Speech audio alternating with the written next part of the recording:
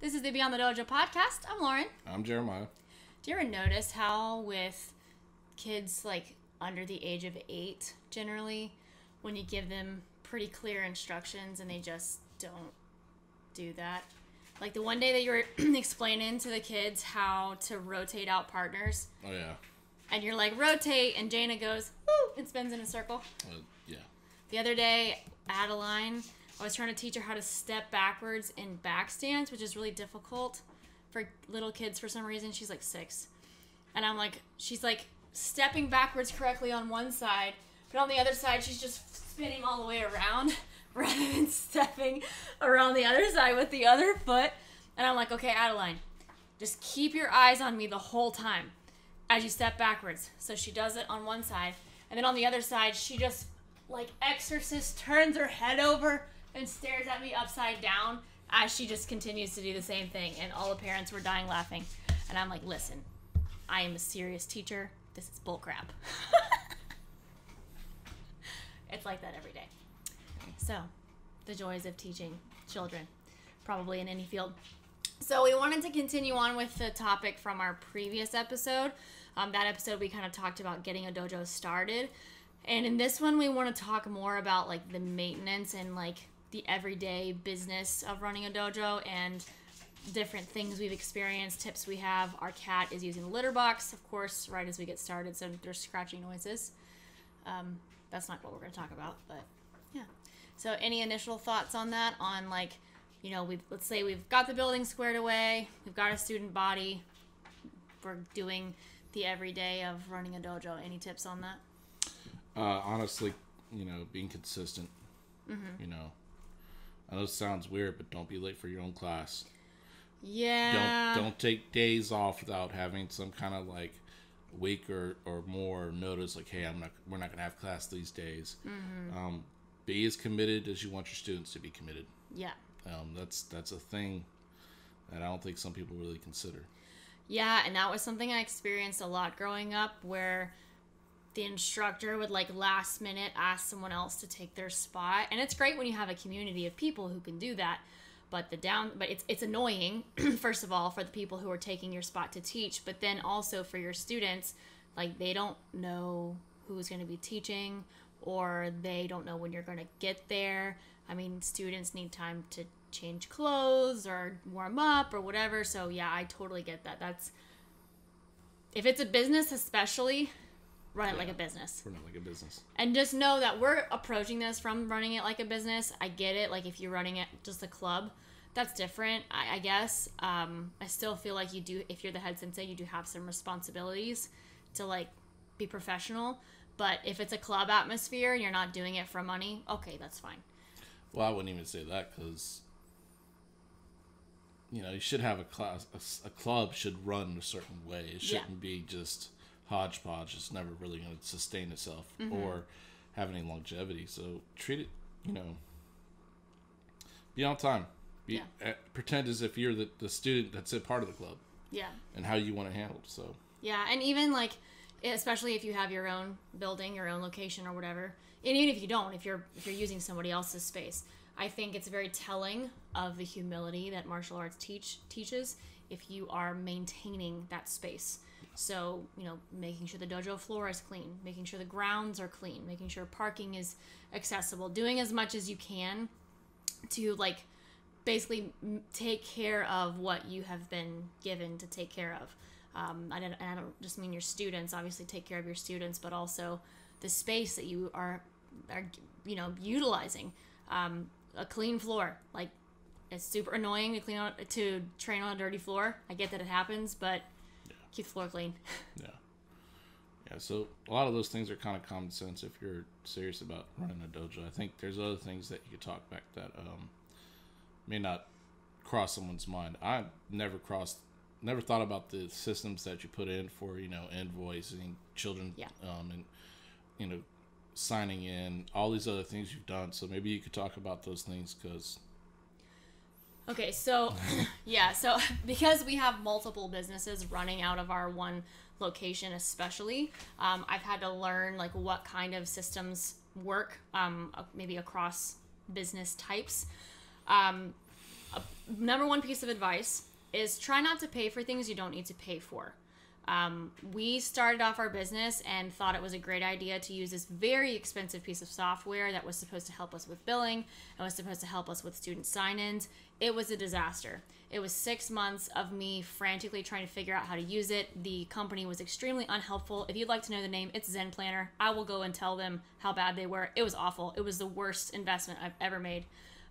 Don't do it. Not just Zen Planner. Like, don't use expensive software, especially if it isn't needed.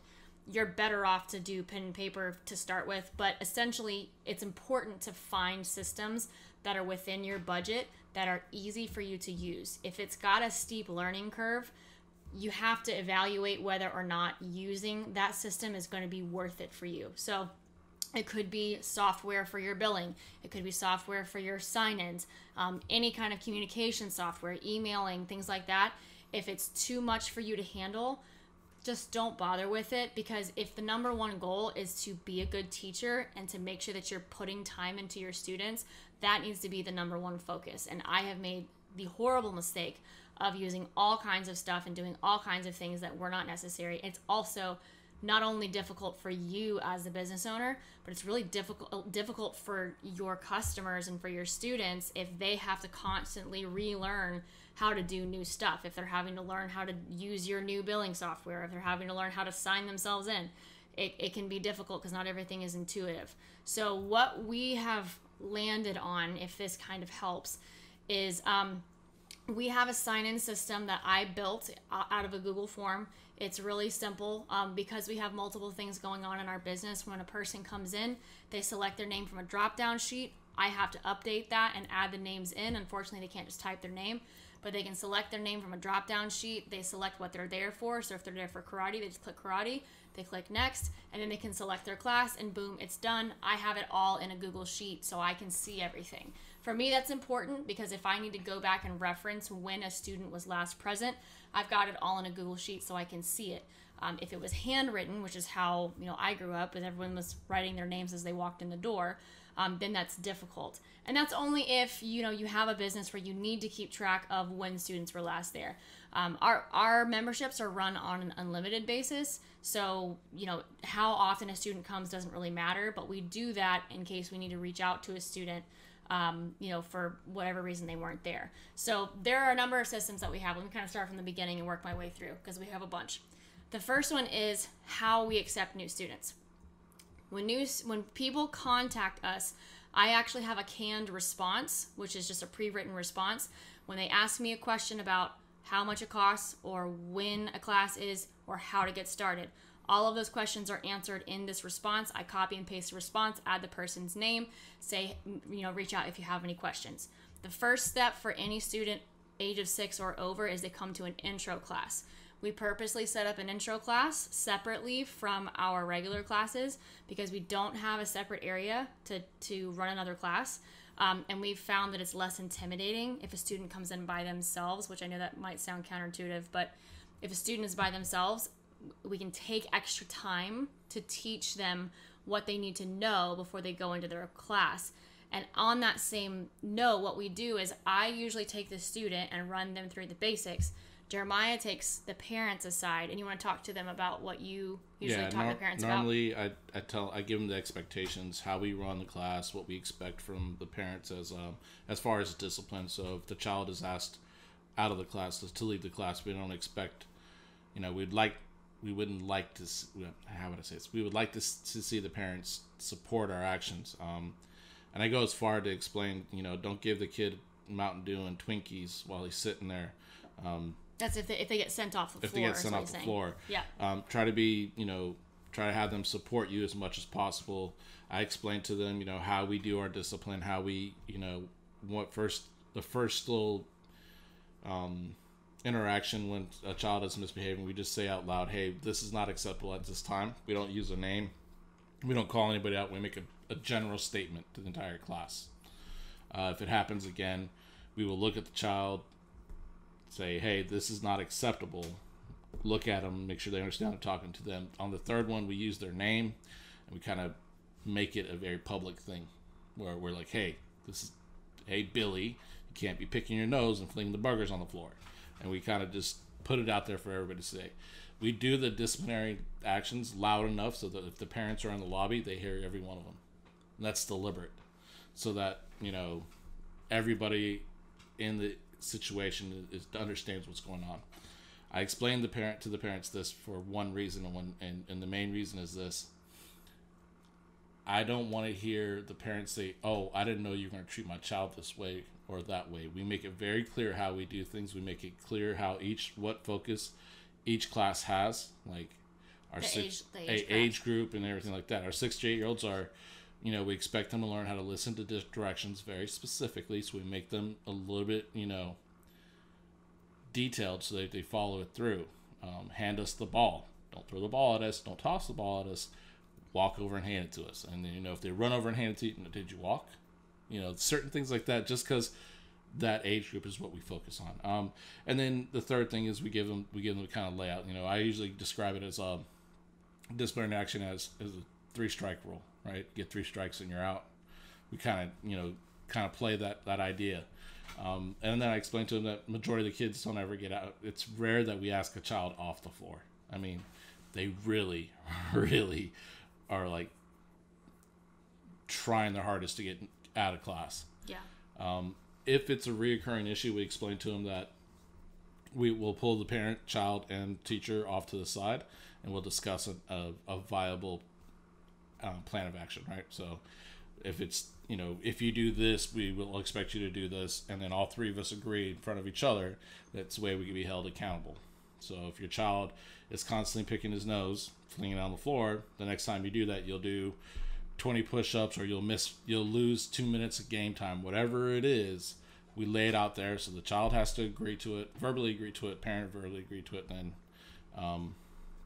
the teacher also. And that's primarily with older classes, because with the little kids class, it's pretty much like the discipline has to be immediate or they don't understand. Right. So like how you set that up is just going to be dependent on what class age group, that you're working with. And but he's explaining all of this to the parent, while I'm working with absolutely. The kids. And then the last thing, adults. Yes. The last thing is, like, if there's a reoccurring issue, you know, we ask them, okay, how do you handle this situation, and what is the best way we should handle it? Even if it's like trigger words, like if you call the child by its full name, Billy, whatever, you know, the full William Bradley Hart, you know, if that's what you need to call that child, to call by its full entire name to get their attention, then that's what we'll do. It's anything that can, you know, support the parents' already existing actions, and then kind of make it blend into where we're on the same page. The last thing is that we explain the other side of the discipline, and that's every class is new. Nothing is a hangover. So if your kid's having a bad class, the next class you show up, we try our best not to have any hangovers, because, you know, every kid has a bad day, and we kind of make sure the parents understand that. We understand some kids just have a bad day. Right. And then the last thing we do is we ask them if there's any other questions, or is there any medical issues that we need to know about. Does he have asthma? Is he ADHD? Does he have violent outbursts? Does he hit his siblings? You know, just so that we know what to expect. Yeah. And by doing that, by telling them the expectations, telling them how we handle it, including them into the discipline, and then asking questions about their children, what we're doing is we're creating not a bond, but an opportunity for open discussion of how to handle your child. And I say it in a little bit like it's training the parent to understand what we're trying to do, so that they could use our system to help themselves and help us. Yeah. So now, obviously, if this is an adult student, that conversation is totally different. Never happens. It's not a discipline thing. Instead, we usually just talk to them about what their expectations are, and like what their goals are for karate training, because not everyone has the same goals that we do necessarily. So we try to talk to them a little bit about that, kind of highlight areas that maybe will appeal to that, because you know, it is a little bit of a sale, but essentially we're trying to be honest. And we also we offer our first 2 classes for free, so our intro class, and then whenever the person steps into the regular class, we have them do those first 2 classes for free, because we really don't want to work with someone who's not bought into what we're doing.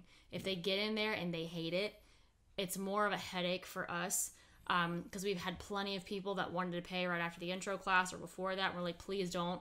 I would rather that you didn't. We're not going to give you a refund. We just want you to try the 2 free classes first and make sure that this works for your schedule, that this is what you are thinking it is. Because sometimes they think it's one thing, and that ain't what it is. Right. So depending on how you run your dojo, you want to make sure that they understand what that is and what you emphasize. So after that intro class, student goes into their regular class. They start gradually working through your syllabus material. Just a couple other touch points real quick before we get into maybe the syllabus. When our students come in, like I said, they sign in at the front. That way we're able to keep track of who's coming in. Right. We have our membership is set up so that they have a monthly membership fee. When they first sign up, we do charge an annual liability insurance fee, and we are very transparent about what that is. That is because our monthly rates are so extremely low that if we don't charge a liability insurance fee, then we can't afford it. So we charge like a once a year, a very small fee to cover that. And then if they buy a uniform from us, then we charge for that as well. And then they just have a flat rate every month. So I use Square. To me, it's the most intuitive software I've seen as far as billing. I know that some people will just have people pay cash and check. Other people will set up ACH straight to someone's bank. I don't know how the heck that would work, but I've just done Square, which is really easy, and you can use it for multiple aspects of your business. So we do it that way, and then obviously we don't do contracts, so a student can cancel at any time. They can set up auto pay, all of that kind of stuff. So that's been really great. And then there are other things like keeping up communication. Whenever I have other automations set up, this is getting a little bit more in depth. Once again, we do this as a business. So when a student comes in, whenever they come to the intro class, they come to 2 classes, they decide that they want to sign up, their parent fills out another form on one of our tablets, and they just basically fills out their basic contact information, billing information. I use Zapier, and then that information is actually taken and sent to 3 places. It's sent to Google Contacts so that their contact information is sent to my phone. It's sent to Square so that they are put in Square as a contact so that I can bill them. And then their name is sent to MailChimp. And then MailChimp is a email blast thingy, whatever it's called. Mass email doodad. So from there, they actually get a welcome email that gives them any basic information that they would need. So we have a video on how to put your gi on, how to tie your belt. It's got the Dojo Kun in there. It's got a link to a video of Heian Shodan.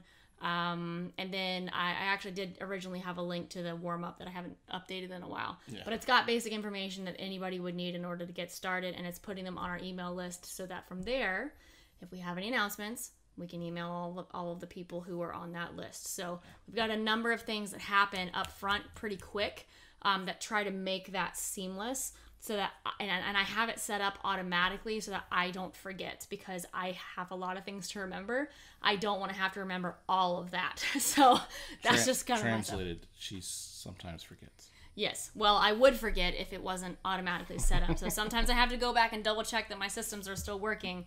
But that's kind of the beginning stages of how we get the student in, all of that kind of stuff. And we have other systems like how we do testing. We have a big checklist for what needs to happen before we have an exam. What steps we need to take between purchasing belts and making sure students are ready, making sure that the dojo is ready, planning, letting parents know. So this is a lot of information, obviously, but just to reiterate, you don't have to do everything.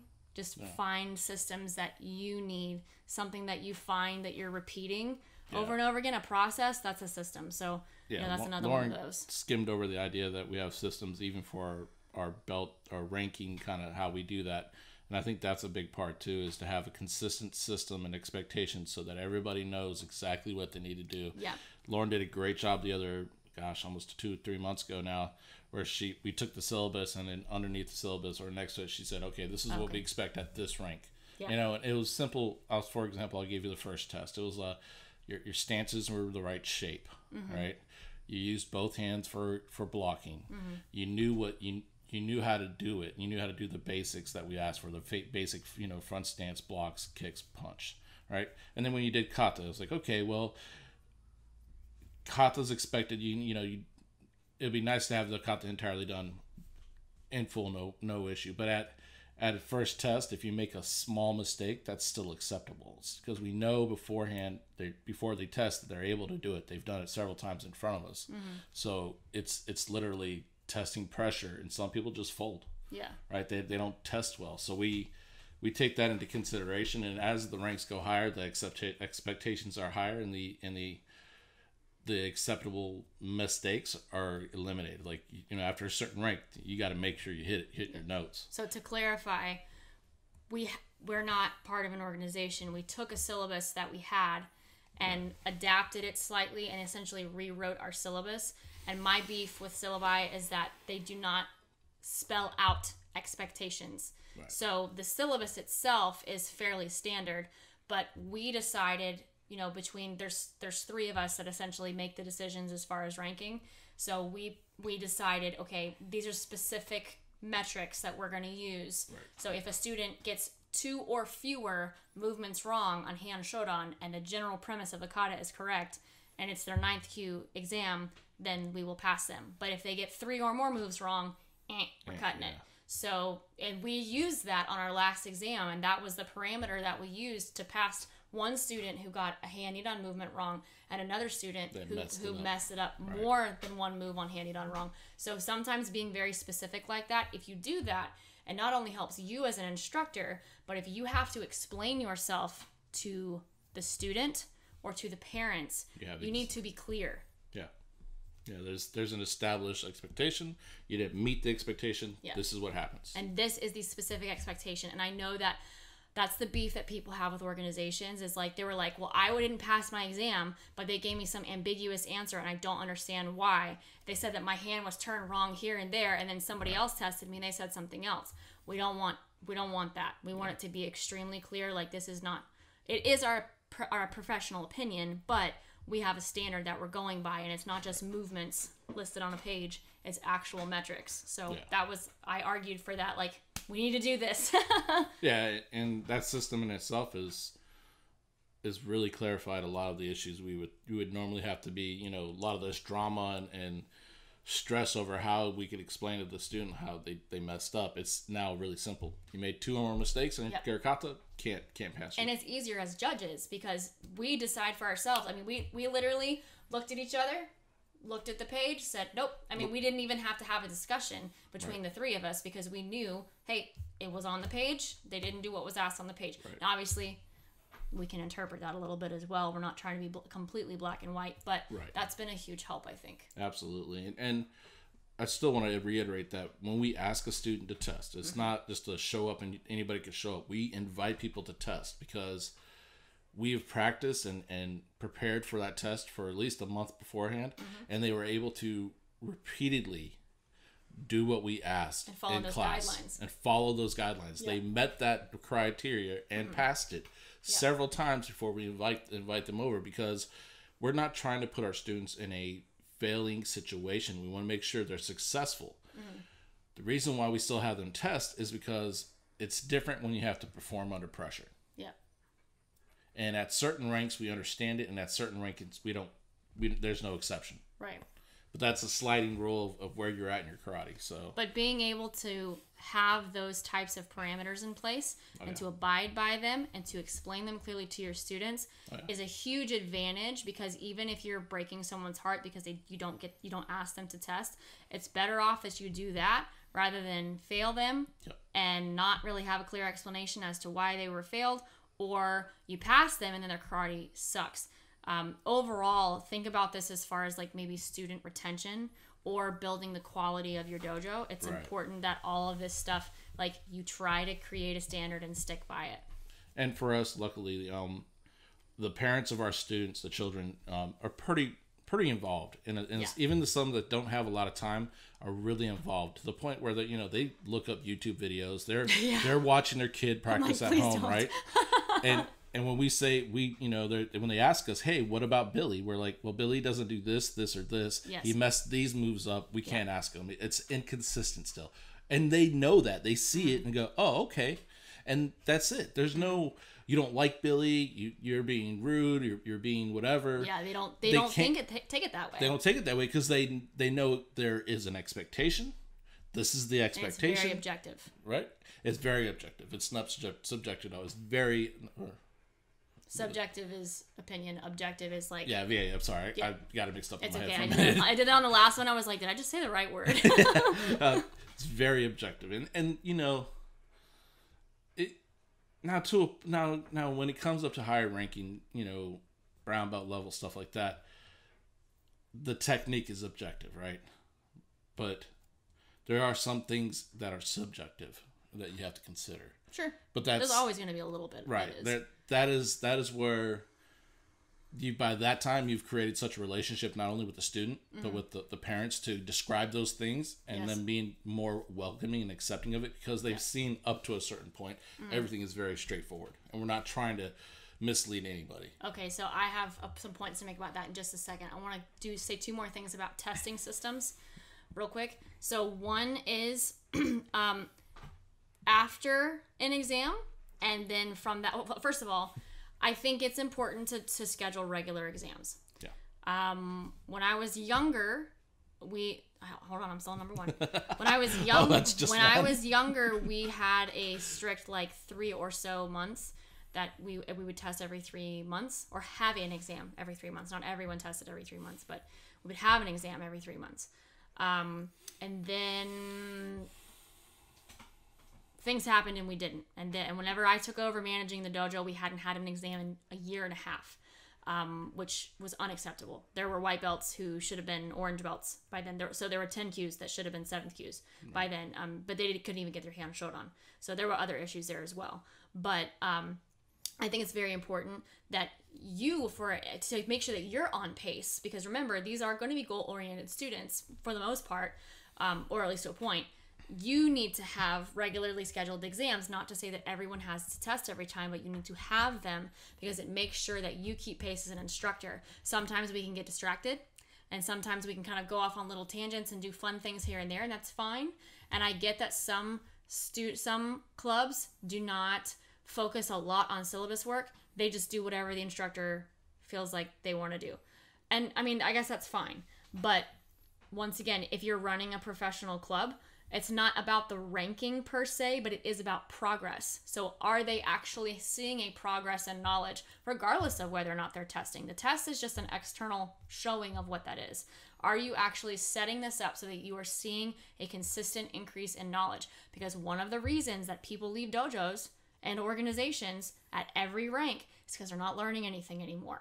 We have heard this complaint from higher level Yodansha over and over again, that they are not learning anything anymore. It's not fair, especially to a Q rank, that they're paying these fees and they're not learning anything from you. So make sure that for your own good, that you're scheduling regular exams to make sure that you're on track, and then map that out in your brain. So right after we have an exam, we start immediately, we make sure that their previous kata is shored up in case there was any loose ends, and we'll continue to work on that so they don't forget it. But then we also start teaching the next one, and we don't teach it all at once.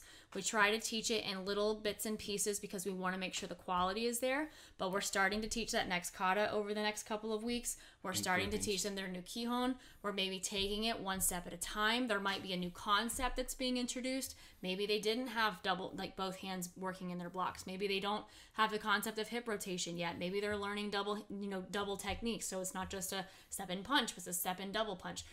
That stuff needs to be considered and paced out properly for the class that you have, especially if you have a mixed class. Yeah. And then I think we could add on to that is the structure of classes too. You have to have separation of ages just because of their physical ability, coordination, everything. Yeah. But you also have to have separation of rank.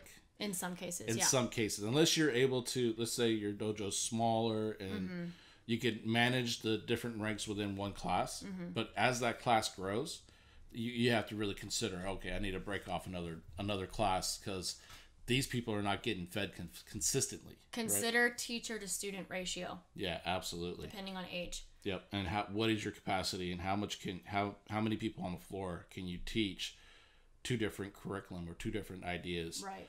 That's a thing. So we run on average between 55 and 65 students, and we have 16 classes a week, I think. Yeah. So we have 2 classes for each age. The only one, or no, 17, I guess, because of the intro class. Oh, and the black belt. Never mind. So we have like our intro class, our black belt class. We have a 4 and 5 year olds class, a 6 to 8 year olds class. We found that those ages have to be separated, and it looks totally different. The 4 and 5 year olds class versus the 6 to 8 year olds. The 9 to 12 year olds class we have split into a beginners class and an intermediate class. Anyone past intermediate level just immediately goes into the advanced class. The teens and adults class. For a long time, we had everybody beginner and intermediate in the teens and adults class, but that class blew up this year. So we shoved anyone who was like higher intermediate level, we shoved into the advanced class. So it became a kind of like high intermediate advanced class. Yes, and that structure has worked pretty well so far. 5th Q and higher. Yes. Yeah. Basically, 5th Q and higher is the intermediate advanced class now. And remember, we have a black belt class that's separate. Right. So that has worked for the number of students that we have. We usually have fewer than 6 4 and 5 year olds, which is plenty. Mm-hmm. Believe me, I don't need more than 6 at a time. Jeremiah may have anywhere between 8 and 16.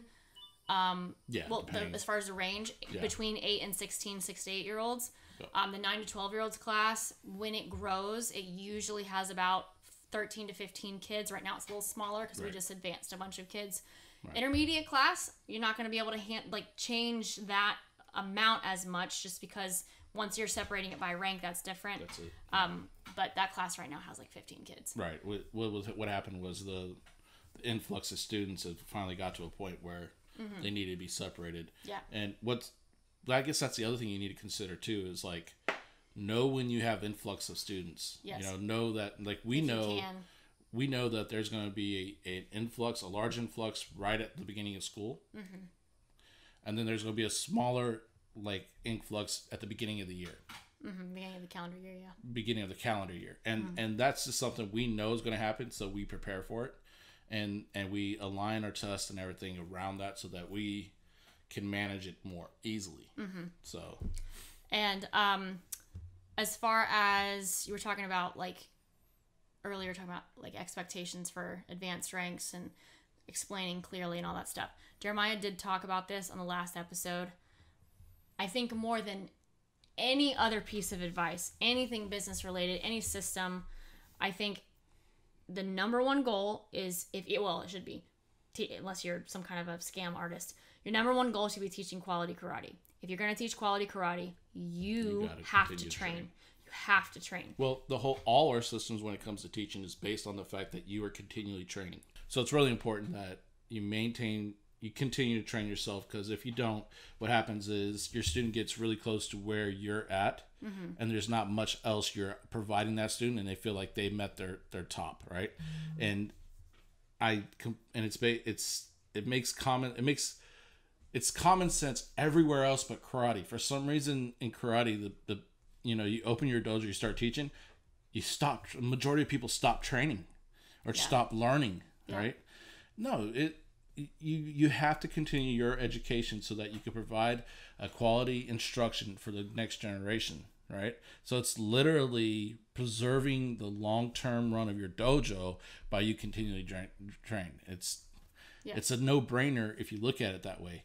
And then, honestly, we're not here to tell you got to train with this person or that person. What we will tell you is this: be a critical thinker. Mm-hmm. When you go to train with someone, if you scratch your head and go, huh? Then maybe that's not where you need to be. Yeah. And maybe you need to be somewhere else. But when you find that avenue, focus on it and have depth of knowledge. Depth of knowledge is more valuable as a teacher than breadth of knowledge. Yeah. Because you can take a technique and break it down and work on it for, let's say, a whole week. That's 2 classes each class, like each level, each age group. You could break it 2 classes down, and let's say it's a simple step and punch. But with depth of knowledge, you can make that work. If you don't have that depth, then it becomes repetitive, and no one's really getting anything out of it by the second class. And the other part of that is that if you have that depth, then you're able to clearly explain to a student why they are not up to par.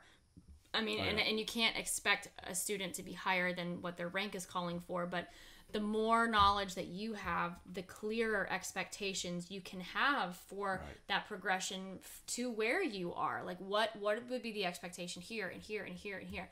If it's abstract, in my opinion, that means that you don't have a clear enough view of what it is you know and then what they need to learn to get to where you are. And I am saying that having come from that perspective of not clearly understanding what I was doing and then not being able to clearly explain it to my students. You know, we talked about this before. We have had to go back to students and be like, oops, we taught you this wrong. And we've been called out by our students for teaching them something differently one time versus another, you know, and they weren't being rude by it, but they were like, hey, you taught this before. And we had to be like, yeah. I know, it's because I was wrong. And being able to admit that and being able to show humility and continuing to improve your own craft, even if maybe your students wouldn't necessarily expect it. Maybe they don't know to expect that. I think it does a lot as far as the student respecting you, and then also valuing what you have to say. Yeah, it empowers the teacher, you know, to continually be able to say that and be like, listen, I was wrong, and this is scientifically the reason why, or you know, we're doing it this way. Now, if you change the way you do something because of a syllabus and organization, then yeah, you're gonna have to. You're on your own. You're on your own there, dude. You kind of got to figure that one out, you know. But honestly, continuing education is in all kinds of fields. It's required by the medical fields. It's required by a lot of coaching fields. It's required by a lot of different industries. And as a karate instructor, there should be no reason why you don't continue your education.